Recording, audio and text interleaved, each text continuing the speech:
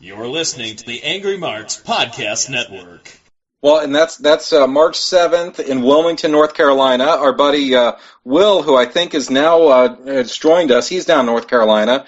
So it might be a good opportunity for Rick and I to road trip down there and meet you and Mr. Cornett in person and hang out with the Morning Star. You just ruined it by saying that, Zane. It's all good to you. You're going to go down there. You're going to go down there to North Carolina, then you got to be ready for North Carolina. That's right. This is the Undisputed Wrestling Show. We're talking to none other than Bill Apter, and we're going to kick it over to our good buddy here in Indiana, Top Rope Troy Miller. Troy, what do you got for Bill Apter today? All right, Mr. Apter. Growing up, I couldn't wait for Pro Wrestling Illustrated to hit the newsstands. It was the highlight of the month. I would read it cover to cover every time I got it, probably 2 or 3 times. I'm glad because there's going to be a short quiz after this interview. No, but go ahead. Just wanting to break into the business, having that magazine, even though it was geared towards kayfabe, as you want to say, but just that kind of knowledge, that kind of the stories that you guys covered, the pictures, the articles. I mean, just everything about it. Now, you just hit upon something, by the way. The pictures I was a very large part of.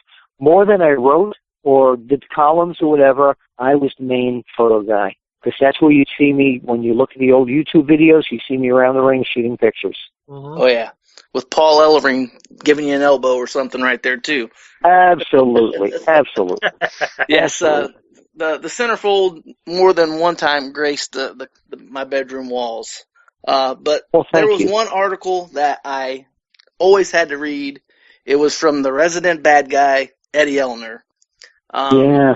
Some people, there's rumors out there that Eddie Elner was none other than Bill Apter. Would you like to? No, I never wrote anybody but me. If you go, wait. If you go on, all your listeners, go on to Google and put in Eddie Elner. He runs like a yoga health shop out in California.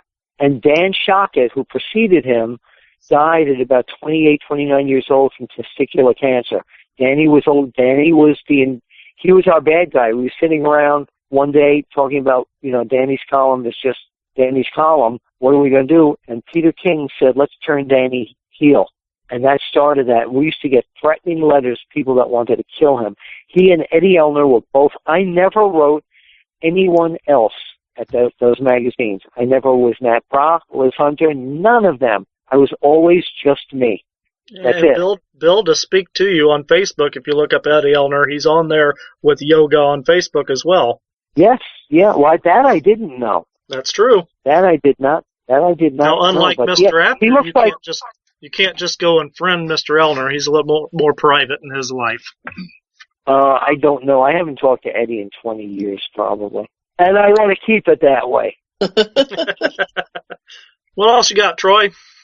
Okay, well, last year in February, you were at an event that was on National Pro Wrestling Day.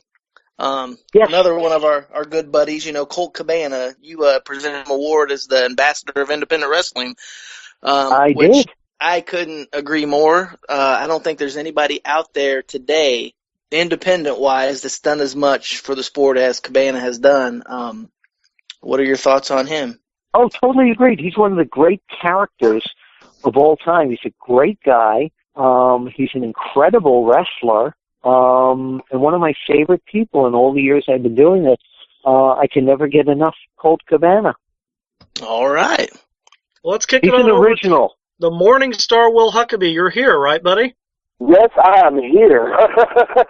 Well, we're glad to have you as Are you related to Huckabee, the governor? No, sir. Yeah. Okay. Never know. No, wrong skin color. Oh, okay. I wasn't sure. It's okay. I get that all the time. Morning Star is the NWA Continental Champion. Will, so let's address Mr. Apter. What do you have for him, sir? Yeah, Mr. Apter. My first question is, you're very accomplished. Wait. Stop. What did you call me, Mr. What? Apter. Mr. Apter. I know. Well, I'm from Carolina. Did we he put an N in it? Yes, I did. I'm so sorry. I think maybe it's a southern thing. I told you. This is unbelievable because I get solicitors on the phone that call my house. May I speak with Mr. Apter? I said, how are you spelling it? Apter. I said, how are you saying it? Apter. Yeah, I think unbelievable. I think it's a Southern thing. It's okay. Hang on, Will. That's all Hang right. on, Will. Will. It's a Carolina Southern thing. Will. Yes. Kevin, I think Will just scudded for the episode with Mr. Apter. No, I go can't right help ahead. the way I can't Go help ahead, the way I Will. talk. Anyway, you're such an accomplished wrestling journalist. How do mainstream journalists? What's your relationship with mainstream journalists? How do they take you a lot of times? I'm not sure I understand the question. Your contemporaries in quote unquote mainstream journalism, New York Times and all these other magazines and newspapers. When you introduce yourself, when they first meet you, and you tell them that you're a wrestling editor / writer and stuff, what is their first impressions of you yourself or what you do? Their first impression is usually, hey, is Hulk Hogan still wrestling? Whatever happened to Bret Hart? But they all have questions. They're all fascinated. My next question, how hard was it when you first got to the business? How hard was it for the guys to actually respect you? I know now you're basically an icon when it comes to wrestlers, especially for guys like me who grew up reading your magazines and your articles. But when you first started writing this stuff, how hard was it for you to get accepted and for guys to actually talk to you? It was actually difficult at because I had a radio show. That made it easier. But when people found out I was working for my mentor, Stanley Weston, a lot of guys didn't want to talk to me because they didn't like stories that he was writing, so they didn't want to have any relationship with anyone with those magazines. Bruno Sammartino was very upset that Mr. Weston had written a "This Is Your Life" Bruno Sammartino, like a 20-page section, and most of it was hearsay. So for me to get in with Bruno when I first met him, I did a real question and answer interview with him, and I convinced Mr. Weston to publish it. And Bruno would tell Gorilla Monsoon, this guy's a good guy. And Gorilla Monsoon would tell somebody in another territory. So it took a while. And again, you have to know when to talk and when to listen. And don't come across like a fan. Come across respectfully. And more importantly than anything, dress professionally. When you're talking to these guys, wear a shirt and tie. It really gives you the look of a professional rather than, a golf shirt or a T-shirt or something. You need to show them that you're coming from a professional look. That's really good to know.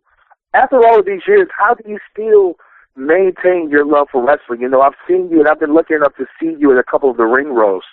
And you could just tell from seeing you in person and from moments like this in an interview that you actually have a very deep love for professional wrestling. With everything that's happened over the years since you've been in the business, how do you still maintain your love for professional wrestling? Because it's still unpredictable. Even though sometimes I think I know what's going to happen, most times I don't know what's going to happen. I love the characters in it. I love the fans. I love everything about it. When people condemn Vince McMahon and bitch and moan about all the writing and all that, what happens in the ring is still in those four corners, unless you're watching TNA, of course. And it still fascinates me. I still feel every day something new is going on. It's like being a showbiz reporter or journalist. You never know what's going to happen next. And what's your most memorable moment that you've ever covered, I guess you could say, in professional wrestling? The one moment that sticks out that you would never forget? It's generational. It really is. Like if it was the 70s, it was Ivan Koloff beating Bruno Sammartino. If it was the Hogan era, it was probably the night Hogan was beaten by the Ultimate Warrior. It's generational, really. This is the Undisputed Wrestling Show. We are talking to none other than Bill Apter. Bill, back in the days, especially the 70s and 80s when you were writing, stories, how much of the story was just completely 100% made up, and were the quotes always made up as well? Well, again, I didn't write a lot of stories. I mainly wrote my columns. Stories that I wrote most times were quoted by guys I would talk to on the phone. And the other type of stories that you're talking about, we generally talked to a promoter or a wrestler and told them, hey, this is what we're doing. And most times they said, sounds great.